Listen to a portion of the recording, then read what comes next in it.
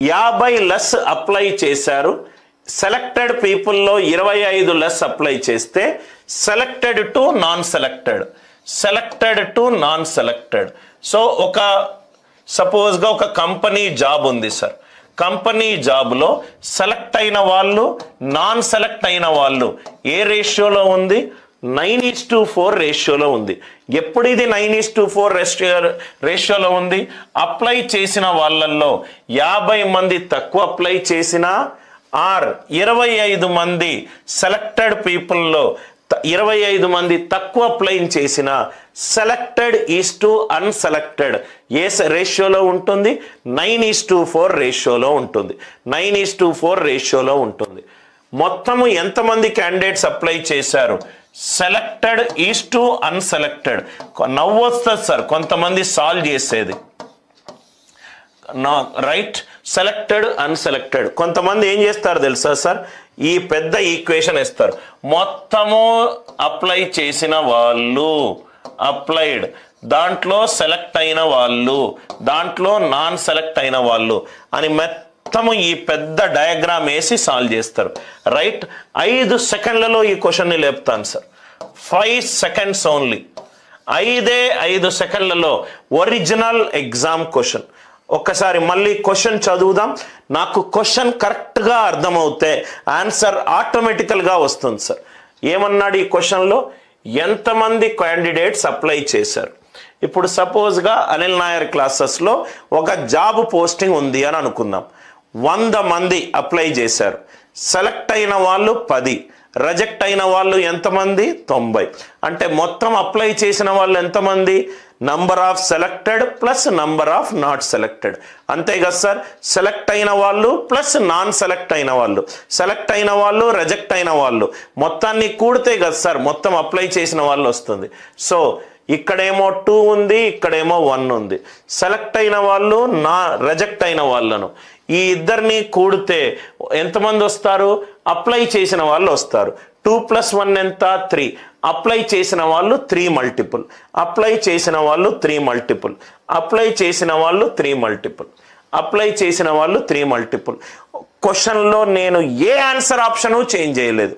Original exam క్వశ్చన్ని కరెక్ట్గా చదివితే రైట్ వచ్చు సార్. మరి మోర్ దాన్ 1 ఆప్షన్ 3 మల్టిపుల్ ఉంటే అది కూడా మీకు డౌట్ వస్తే పైన ఇంకా చదవలేదు నేను. ఓన్లీ సెకండ్ స్టేట్మెంటే నాకు అర్థమైంది. ఆ సెకండ్ స్టేట్మెంట్ నుంచే నాకు సొల్యూషన్ వచ్చింది.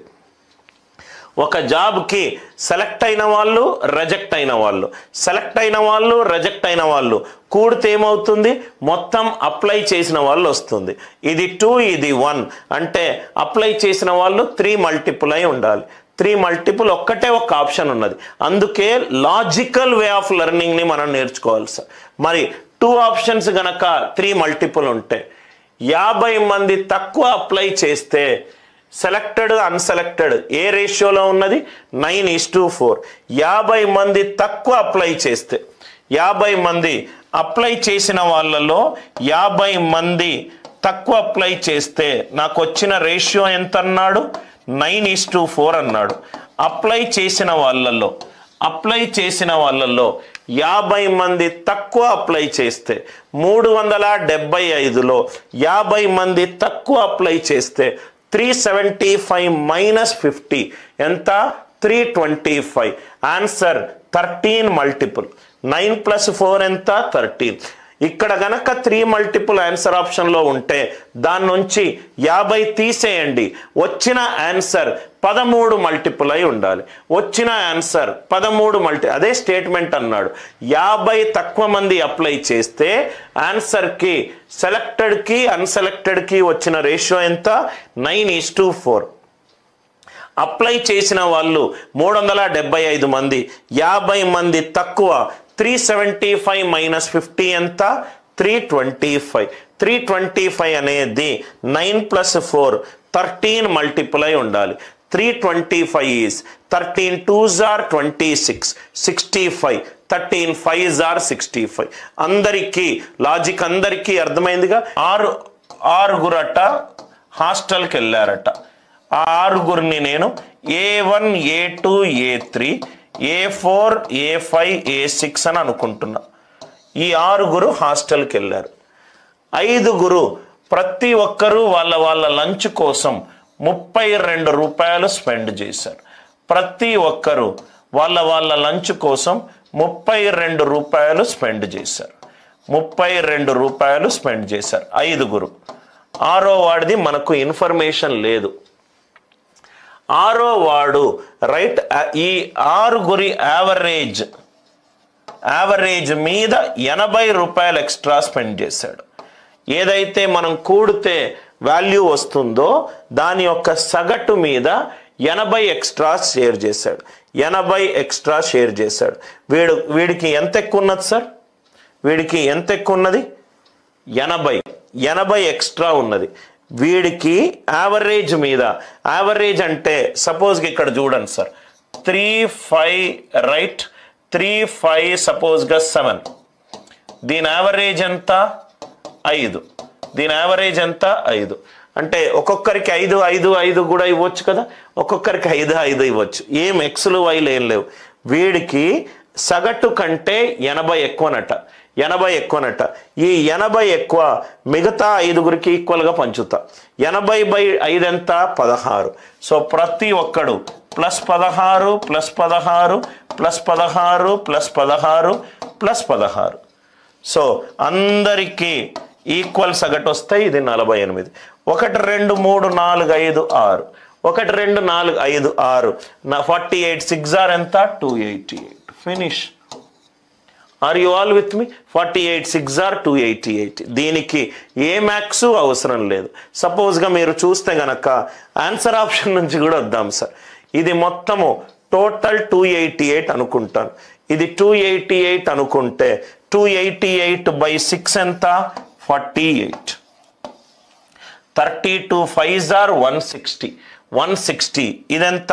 128. అందరికీ ఇదెంత సార్? 80 మోర్. ఆన్సర్ నుంచి వచ్చినా కానీ నాకు క్వశ్చన్ వస్తుంది. మళ్ళీ ఎక్స్ప్లెయిన్ చేస్తున్నాను చూడండి. 288 ఆన్సర్ అని అనుకుంటున్నా. ఆన్సర్ నుంచి క్వశ్చన్ చేస్తాను, క్వశ్చన్ నుంచి ఆన్సర్ చేస్తాను. ఇది 288. మొత్తము వీళ్ళు లంచ్ కోసం ఖర్చు పెట్టిన మొత్తం డబ్బులు 288 అనుకుంటున్నా. 288. సగటు ఏమవుతుంది? 288 డివైడెడ్ బై మొత్తం ఎంతమంది? 6. 288/6 ఎంత? 48. ఇది 48. 32 32 32 32 32. 5. 32 5s are ఎంత? 160. ఇదేమో టోటల్ 288. ఈ 5 వరకు టోటల్ ఎంత వచ్చింది? 160. అంటే ఇదెంత? 128. దీని సగటు ఎంత? 48. 48కి 128కి డిఫరెన్స్ ఎంత?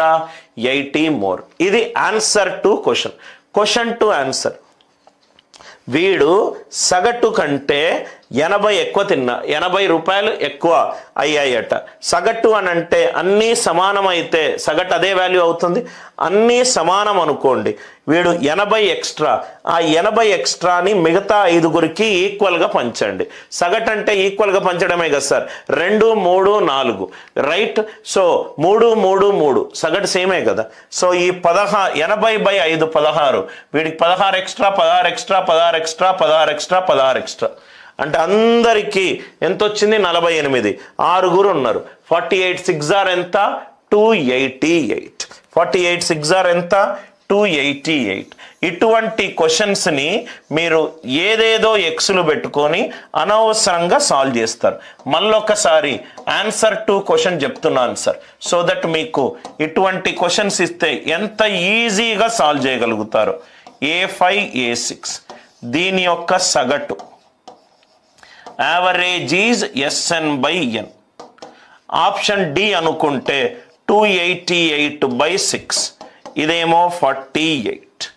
ఇదేమో 48. ఇదేమో 80 ఎక్కువ. ఇది 128. వీళ్ళందరూ 32. 32 32 32 32 32. 32 5s are 160. 160 + 128 ఎంత? 288. నేను ఇక్కడ ఏం చేశానంటే, ఇది 80 ఎక్కువ కదా సార్. ఒకసారి మీరు ఆలోచించండి. ఇది 80 ఎక్కువ కదా. ఈ 80 ఎక్కువ, ఈ 80 ఎక్కువైన అన్నీ ఈక్వల్గా 16 పెంచుకుంటూ వెళ్ళా. 80 ఎక్కువ కదా సార్, 5గురికి 16 పెంచుకుంటూ వెళ్ళా. ఈ 188లో 16 5ల 80 తీసేస్తే మిగిలింది ఏంటి? 48. సగటు ఏమవుతుంది? 48. Are you all with me?